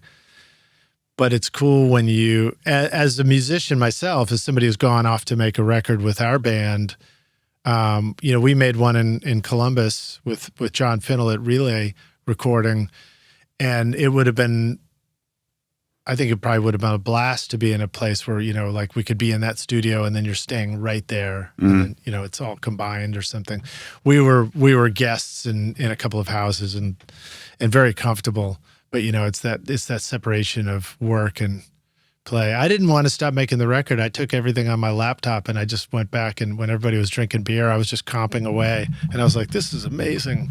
Yeah, but that's a good thing too. Like when it makes my life as an engineer producer easier too. When the band stays at the studio, they can wake up in the morning, have their breakfast, and they can start playing together and getting ready before I even show up. Yeah. So I don't feel as stressed. Are there challenges to, or any advice you have for the rock stars about like how to manage bands as guests staying at a studio? Like what have you learned about, you don't want to wake up at home and think, I hope the studio's safe. I hope the alarm's on. I hope things are locked. So what have you learned about that, and what advice would you give to how to make a studio open for bands, but also feel safe with all your valuables there? To be honest, I never had much issues. I thought about making like a small contract that the bands has to sign before they come in, like how they're gonna behave and clean up after themselves and stuff like that. Right. I've seen Sylvia Massy's, session photos that she shares. Yeah. It looks, some of those band situations look pretty like the place got destroyed. Yeah, I think the worst things that happened was this. Yeah, the big studio where I worked, there were like people living in the same building, door to door. It's usually not a problem. They are very understanding, but at some occasion there was a band they had like a loud party in the middle of the night. Right. So yeah, the residents there, they called the studio owner, that called me like 3 a.m. So it was and you're like, great, the sun just came up anyway. Yeah. So exactly. Yeah, that can be a problem, but it happens so rarely that I never like. If you don't expect to have any problems, I sometimes feel like it can be a bit passive aggressive to come up with rules and contracts and stuff. But on the other hand, like when things, if shit hits the fans, then it's too late, I guess. Are you ready to launch your career in the audio or entertainment business? SAE Institute Nashville, right here in the heart of Music Row, offers hands-on programs to prepare you for the industry. From studio production and live sound to audio for film and a whole lot more. You'll learn by doing, working with professional-grade gear alongside experienced industry pros. If you're more into the business side of entertainment, SAE's Entertainment Business Program teaches essential basics like contracts and promotion to help you navigate the industry. With diploma, associate, or bachelor's degrees, there's a path for everyone. Plus, Career Services supports graduates as they take the next step. Want to see it for yourself? Immerse yourself in Nashville's exciting music scene and book a tour today at nashville.sae.edu or call 615-244-5848. Yeah, it is. And I think trust is always the best solution. But the problem is there's still the issues of like, yes, I trust, yes, you trust people, but despite that, there's some complexity with how things work. This is how you set an alarm. This is how the studio door locks. This is, don't do this, or else, something won't work. I mean, don't let the dog out the gate. Those kind of things. Exactly. That can get really challenging. And I guess instructions, having little instructions for people can help. Yeah, I will probably have that in the new studio. Some notes here and there, just for people to. I think the biggest issue is probably people cleaning up after themselves. Some bands are really, really good at it, and some bands are horribly worthless at it. Some house guests are that way too. Yeah. So that can be a thing. Like if they're gonna stay over and have the lodging area, the kitchen, everything, just leave it as it was when you came. Just clean up after yourself and stuff like that. It's just be a decent human being. Yeah, I think sometimes it's like running an Airbnb. I think you have to learn how to have little sign hanging up saying, please, do your dishes after yourself, just little reminders. I think that, with the digital age, there's powerful stuff like just video. It's like, you can share a little video clip of yourself with each person you're working with that just explains. I mean, I think about how I need to do that for this podcast where I'm like, all right, when I'm inviting a guest to come on the show, I need to make a little video of me just saying like, hey, I just want to talk about like, here's the 5 things to think about when you're setting up your mic and your camera and things like that, Yeah. So we have those abilities to just kind of make explainers for people. I think it can go great for explaining to an assistant or an intern in the studio, how to do things. Yeah, I think it was Brian Hood that was talking about making videos and stuff for instructions for assistants and stuff like that. Yeah. I think it's a great idea, actually. Yeah, it works pretty well. We had a series for our intern program in the studio. Early on, I found myself having to explain the same stuff over and over again. And an intern's only there for a few months, so you have to do it all over again. Yeah. And then I realized, I was like, oh, I should just make a private YouTube channel, and then, they have to make a video of me on their phone explaining to them how to do something. And then their first task is they upload it to our channel and make sure it's in the playlist. It's like, there you go. Perfect thing to get started with. And then how do you feel about working with the interns? Are they usually I've had great interns, and I've had interns that you're like, why are you here? Yeah, same here. not lots. And it changed a little bit over time, probably also a reflection of what I was doing over time. The more I had active sessions where there was a lot to do, the more likely I was to have great interns, and the more I had sessions where there wasn't something to do, the more likely I was to have an intern that wasn't really, contributing much. Yeah. And, for me, I started the podcast also, so it became a combination of admin stuff and actual music sessions. I think interns like being around music. They like seeing action. They like seeing fun and activity in people. And sometimes the important stuff around a studio is boring, really boring. It's just like, writing emails and looking at a browser on a screen, and things like that. But incredibly valuable stuff to learn, I'm not sure if there's a huge difference in people's attitude in Sweden and in the USA, but a tip I can give for people going into an internship, even if it's through a college or just applying privately, is to really try to figure out what the person owning the studio, operating the studio, what they need help with, and be proactive with it, and don't always wait to be told what to do, because that's my favorite. Like 2 or 3 interns I had was really, really good. They always started doing things without me having to tell them, and that's like a dream situation. Yeah, and it's a little bit tricky, as because we have experience, so we recognize that it's great, but we have to remember sometimes those interns maybe that are better, maybe they already had some experience, so they already kind of understood how things worked. And to that point, maybe that's the kind of internship people should look for, is the one that fits what they want to do most. I interned as a tech in a big studio, and I really wanted to be in the sessions, but I wasn't allowed to. But I was allowed to be, outside answering the phone and meeting people coming and going. And so I got to interact with people, and that was great. And I was allowed to do all the wiring. I mean, I was allowed to pull a module out of a Neve console, and start desoldering things, because I was working with the tech. Nobody else was looking over my shoulder on that. And then I was also given the keys to the studio, so I could come in over the weekend and record what I wanted to in the big room, that's great. Not in the middle of a session. It's not like, it's not like when they had everything mic'd up, I could just jump in there and do something. But if the studio was open, I could do it. And so that was amazing.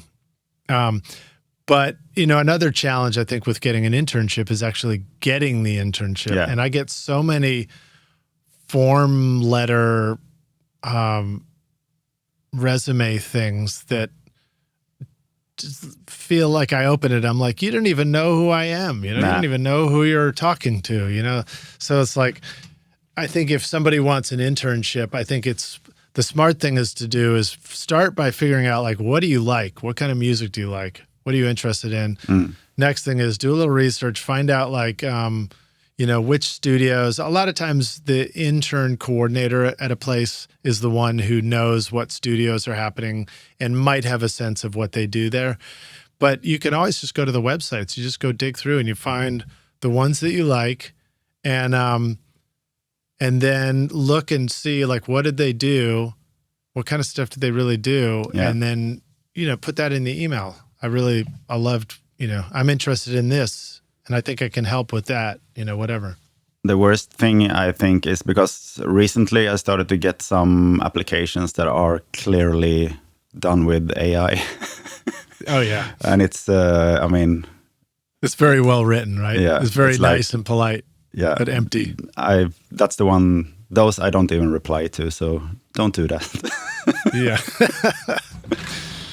All right, back into the weeds. Danko Jones, Electric Sounds, deluxe version. Heavy and punchy, but really easy to turn up loud too. And one of the things I made a note about was just like, how do you get control in the snare and the punch and the sound of that, the drums? I feel like I'm going to make you disappointed now because I didn't mix that one. Okay, all right. Well, you think it's all about the mixing? Perhaps not, but I think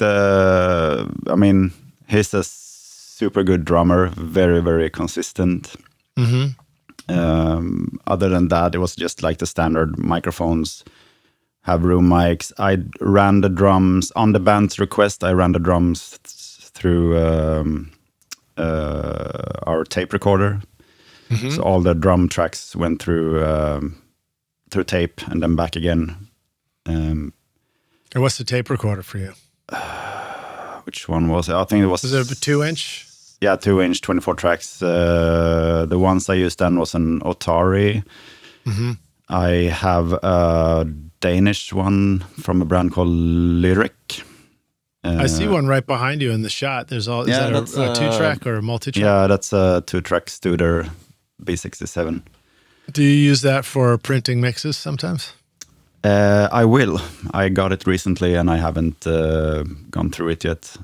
I want it to be top-notch first, because the Lyric recorder I bought it from England, and then I've got in contact with a guy in Denmark, an old guy that used to work at the Lyric factory. So I had them ship it to him, and he worked on it for a full summer, took it down in like molecules.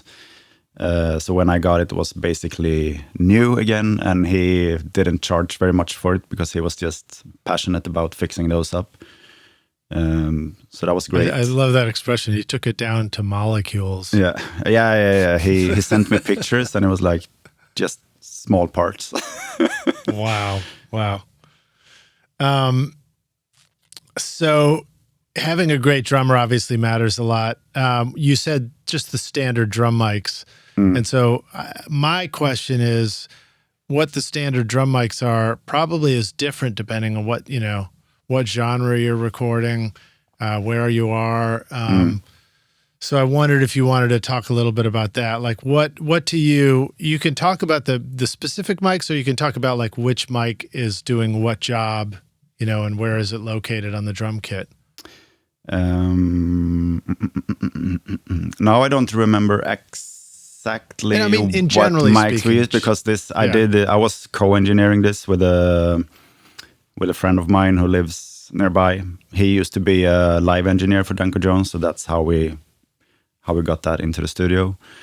But I guess like the snare, I think it was just a 57 or a Beta 57 on the top, and probably AKG 414 on the bottom. Okay. And then I think it's a lot to do with the room mics. What about just talk about the whole drum kit. So like, how would you mic up a kick drum, for example? I have this, I like the kick drum mic from Dr. Alien Smith. I know you have some of his stuff. Yeah, I don't know if I have his kick drum mic though. Yeah, you should get it. What is it? Is it dynamic? It's called Alienate. It's a dynamic, yeah. It's a dynamic figure of 8. It's made with some headphone elements. It should be something similar to an old biodynamic mic. It's really, really good. So sometimes I use that only, or I put it inside the kick drum, and outside I have a large diaphragm condenser, like a FET47 or something like that. Then are there important issues about the phase relationship between those two kick mics? It can be. Now, I'm not sure how Gustav mixed this one, but usually I do. If they have phase issues, I sometimes do high pass and low pass on the individual mics. So I have one mic taking care of the upper parts and one of the lower parts, so they don't interfere too much. Just depending on which part of the kick drum you want. Like exactly. You might have the low end in the inside mic and then remove it from the outside so you just get more air on it. Or you might have the low end on the outside from that front head, which just make the kick. But I usually try to move them around a little bit to find where they work together. So it should at least work together. Then like you can refine it in the mixing. So if you've got an inside mic and you're like, that sounds pretty great, and you put the FET47 outside the kick, and it sounds a little weird to you, and I feel like you notice that it's weird because you have a fader up for the inside and it's sounding great out of the speakers, and then you bring up the other one, and then all of a sudden you hear the low end just kind of like lose focus or something. Like it's almost like the low end just gets confusing sounding. Exactly. It's the same when you use multiple mics on a guitar cab. If you have one mic up, it sounds good, and you take the other fader up and it feels like you're not just adding more sound, but the sound seems like it's changing and morphing, then you know you have an issue with phase. And I think it's the same thing as you said with the kick drum. If you take up the second fader and it doesn't feel like it's getting bigger and more, instead it feels like it's changing in some weird way, then you can try moving it or just flip the polarity. Are you recording your own music or other people's music in your studio, but you're having trouble figuring out how to get your mixes to sound great? Do they sound weak and distant or lack punch and clarity? Well, I've got a gift for you to help you take your mixes from sounding like basement demos to sounding a lot more like professional mixes. And it's my free course called Mix Master Bundle. This course will show you how to get pro-sounding mixes from your home studio with free and stock plugins in Pro Tools. And the best part is, these mixing techniques will work for you in any DAW, whether you're in Logic, Cubase, PreSonus Studio One, Reaper, or anything you can think of. Are you ready to make your best record ever? Then go to mixmasterbundle.com to get started for free now, and you can find the clickable link in the show notes of this episode.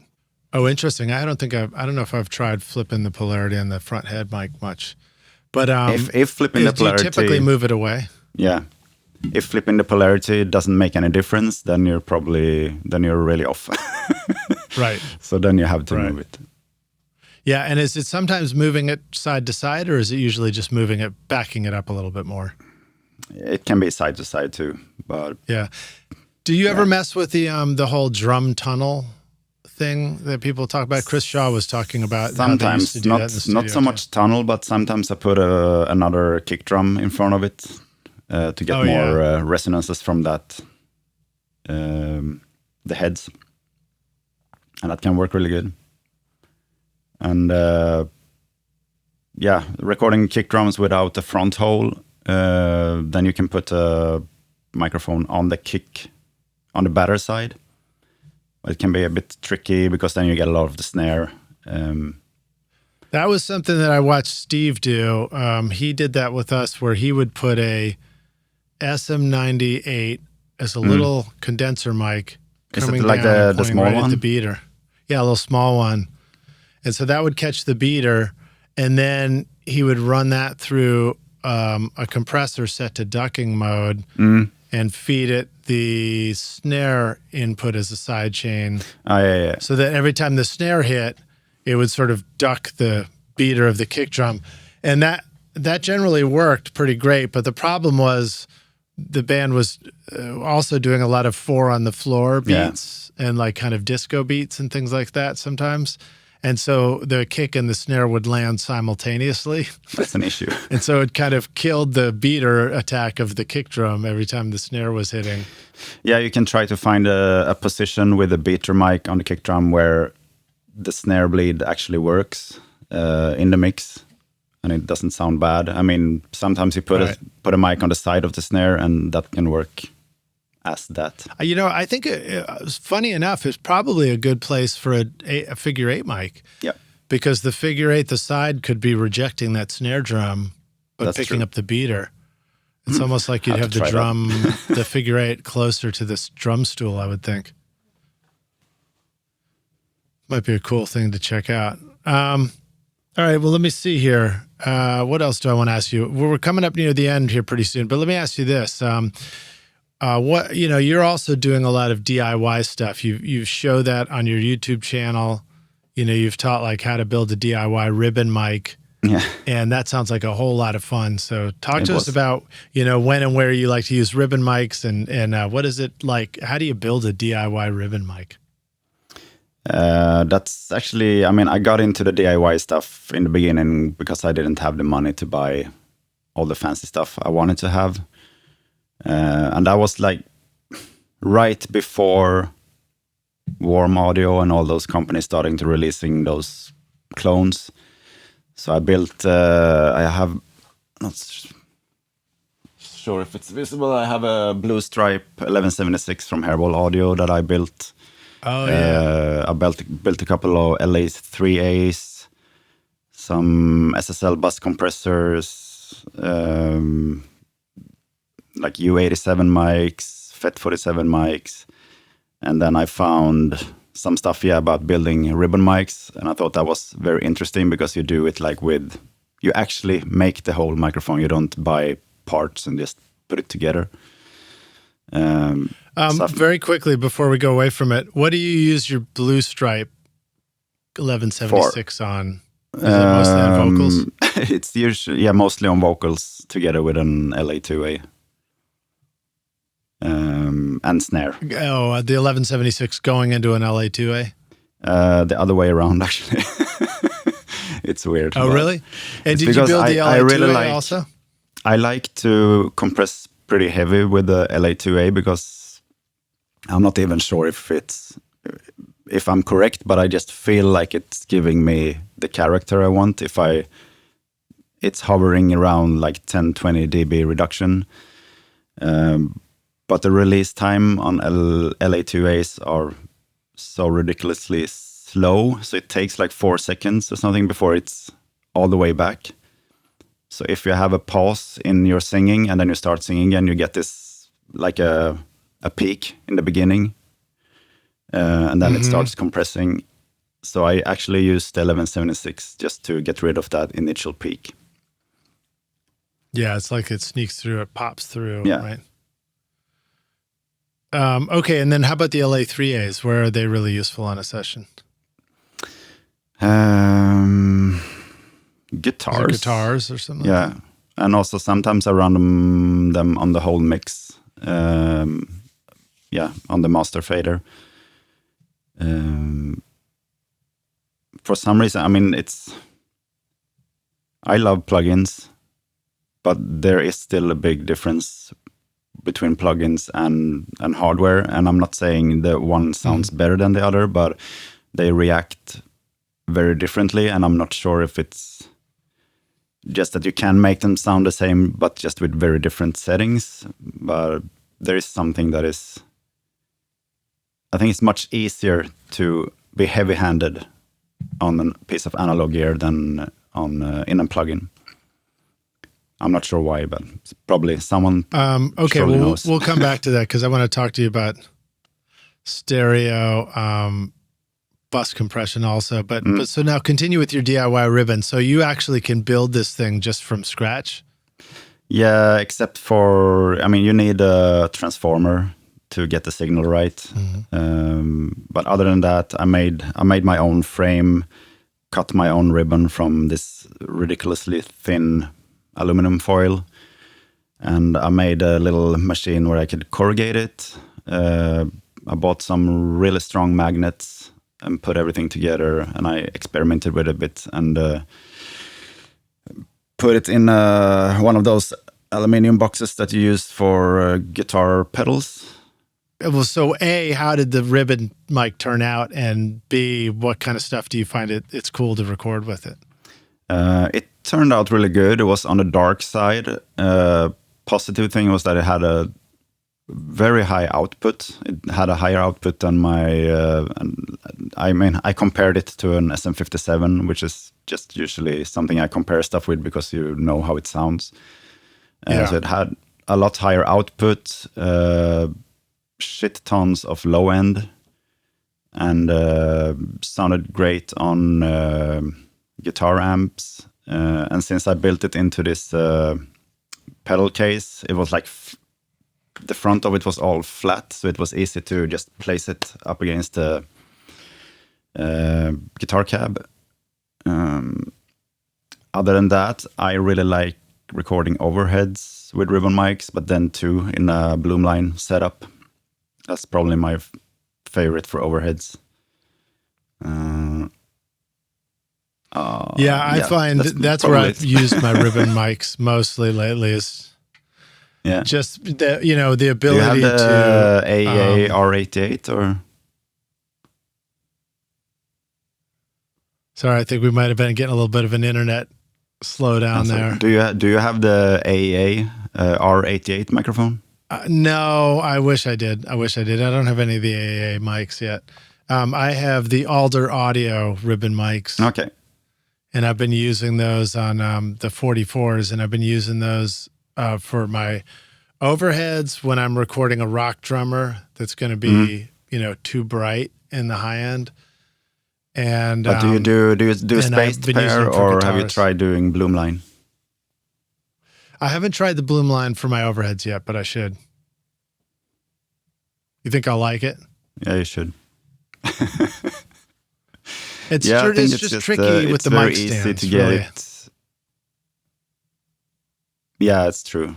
So that's easier when you have a proper stereo mic with two ribbons in one.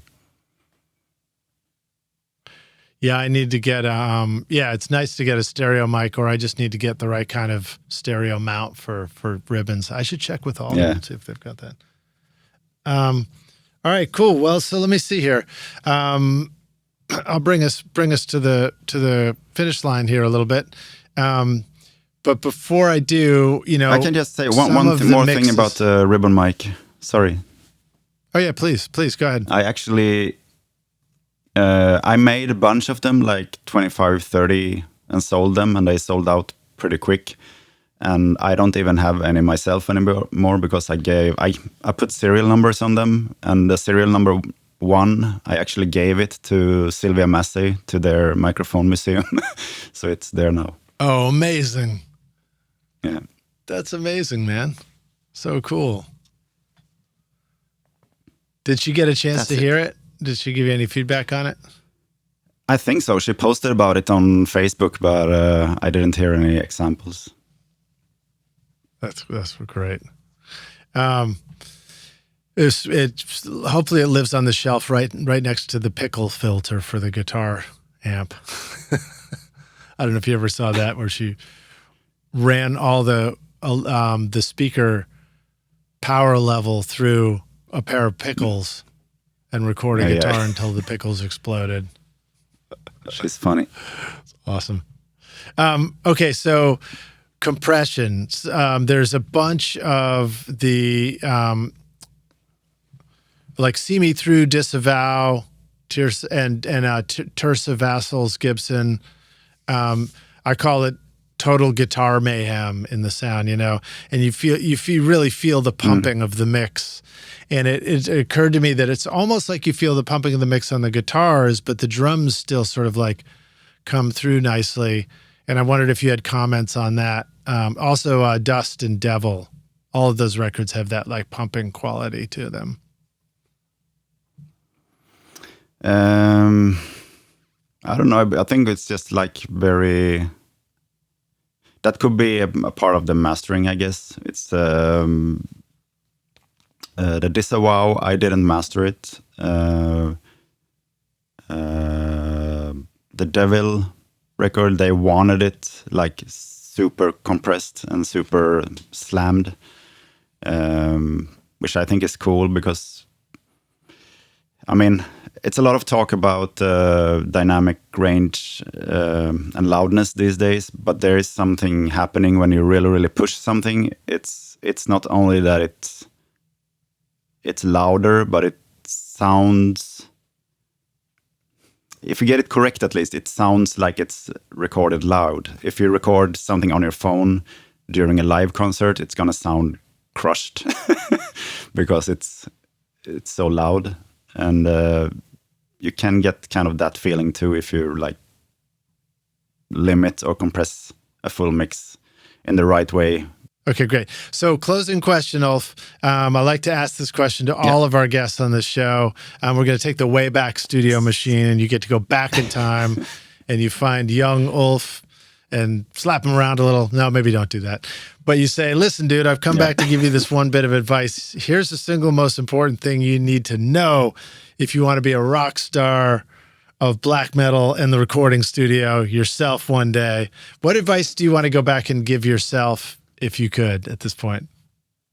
I would probably go back, because this is something that I regret the most, is that I didn't take this career path more seriously early on and try to find a mentor or other people that was also in the same path, because I was so much on my own. I didn't really care, and I never thought that it was something that I could do full time for a living. It just took up so much of my energy, and then I tried having other works on the side and working part-time and doing studio stuff, and eventually I just hit a wall. I just got burnt out, and I just needed to figure out what to do. And I was lucky then that my girlfriend or fiance did have a well-paying job, so she encouraged me to just try to do this now full time. We'll figure it out. And I said I can give it 5 years. So if it doesn't bear on its own in 5 years, I will just quit it and have it as a hobby. But now it's all good, and I just wish I did that much earlier and just dared to take that step. Yeah, that's interesting because you came from the performing band background too, so you had that experience that some musicians do of seeing some success around the music and then things kind of shift with the settling into the studio life, and maybe it takes a while before you realize that there's an opportunity for it to all work and not feel like it's a fade out of something else, Well, congrats on getting your studio design rolling and getting your new studio built, man. We're very excited to learn more about that and look forward to having you back on the show to see how that goes. And hopefully you'll be sharing that stuff on your YouTube channel. I will share it for sure. And I want to say thank you so much for having me on the show. This was something that I wouldn't like. It's been on my wish list for a couple of years, to be honest. So when you asked me, I was super happy. That's awesome, man. Well, it's great to have you here, dude. Thank you for joining us. Rockstars, thank you so much for watching. Make sure to hit that subscribe so you don't miss any videos from us. Kick that like button and let us know what you think about this interview with Ulf. If you've got questions or comments, please drop them in the comment section. And I can't wait to chat with you. Ulf, you rock, dude. Thanks for joining us on the show, man. You too. Thank you so much. Thank you. Peace out.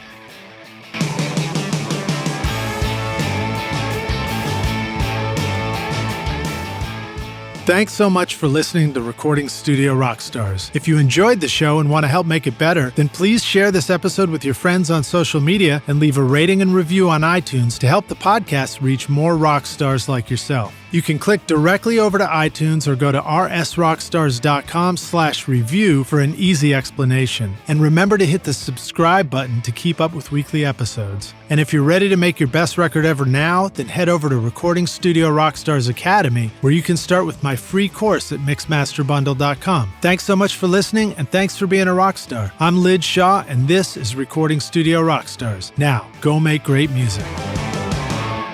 Recording Studio Rockstars would like to give a big thank you to our awesome sponsors who help make this episode possible: Isotope, Native Instruments, Atom Audio, and SAE Institute. And remember to take advantage of our special coupon codes at isotope.com and nativeinstruments.com. Use the coupon code ROCK10 for 10% off any plug-in purchase. And don't forget, you can start mixing right now with my free course at mixmasterbundle.com. If you enjoyed Recording Studio Rockstars, please check out our sponsors using the links in the show notes. These are all things I highly recommend for your studio. They're going to help you make your best record ever. Also, please like and subscribe to our YouTube channel because it's a great way for you to help support this show. I'd also like to thank our fantastic team here at Recording Studio Rockstars, Vlad Weselchenko and Liz Hulitskaya. Thanks so much for watching and listening, Rockstars. We'll see you in the next episode. Cheers.